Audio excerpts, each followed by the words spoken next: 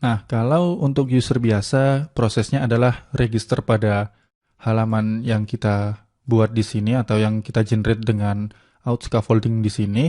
Maka untuk user admin nggak mungkin kita registrasi di sini ya. Jadi untuk user admin bisa kita insert manual terlebih dulu di database. Itu cara kuno banget sih. Jadi di Laravel kita juga bisa gunakan seeder untuk generate user adminnya. Nah, di sini mungkin kita bisa buat seeder baru untuk admin ya.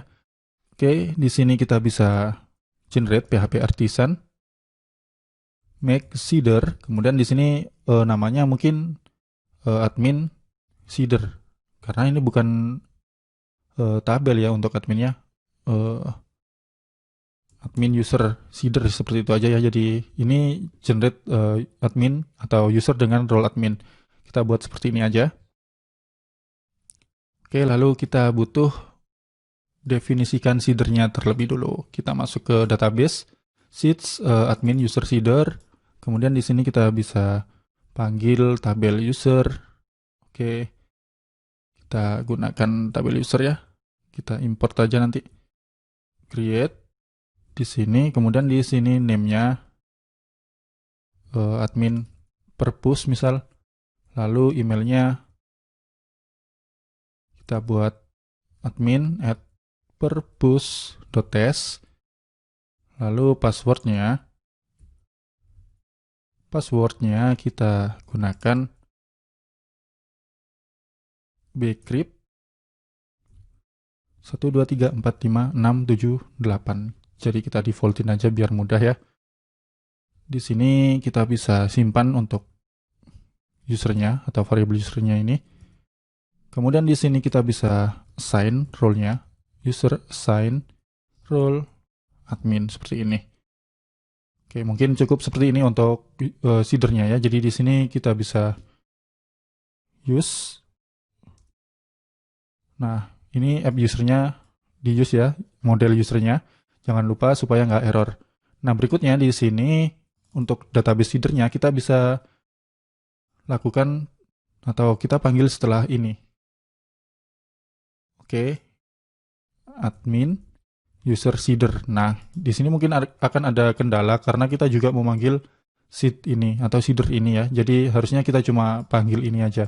Nah, itu bisa kita jalankan dengan cara seperti ini. Kita cek ya PHP artisan db seed. Oke, kita gunakan flag H untuk bantuan atau help ya. Jadi di sini kita bisa gunakan kelas, kemudian kita namain nama kelasnya atau kita panggil nama kelasnya. Nah, kita bisa coba seperti ini. Min class sama dengan admin user seeder seperti ini. Oke, nah di sini database seeding complete. Lalu kita bisa cek table plus di sini untuk lihat usernya. Di sini kita punya user admin. Lalu di sini kita bisa lihat model hash roles-nya. Untuk admin model ID-nya 6, kemudian role ID-nya 1. Nah, role ID 1 itu adalah admin. Jadi di sini nanti untuk user ini, untuk login-nya, dia harus diarahin ke halaman admin.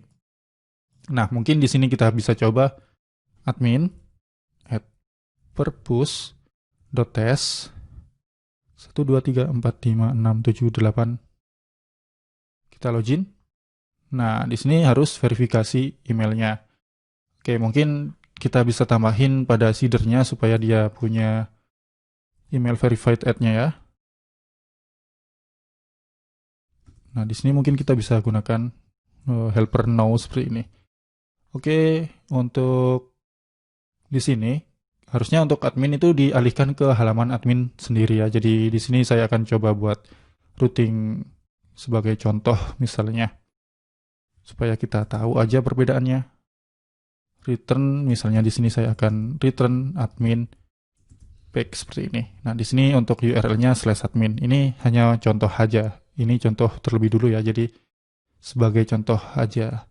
Oke, lalu kemudian di login controller kita bisa tambahkan kode untuk override dari method authenticate.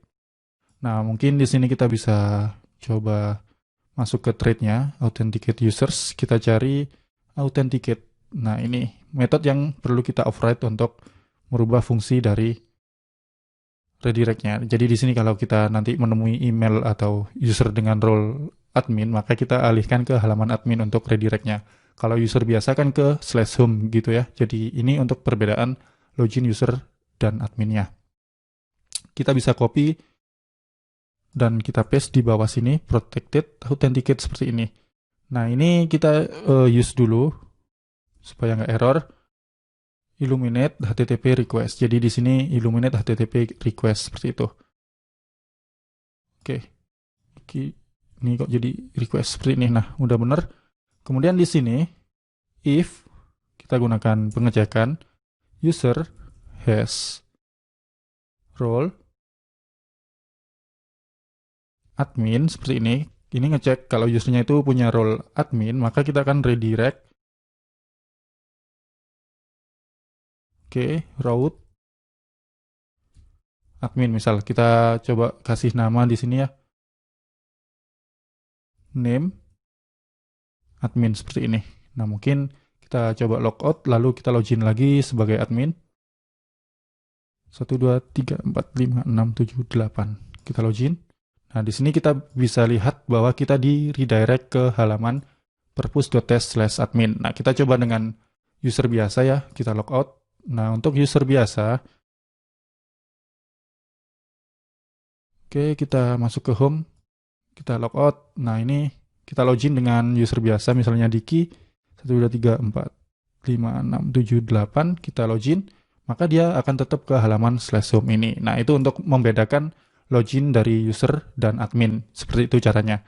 Nah, kita lanjut di bagian berikutnya.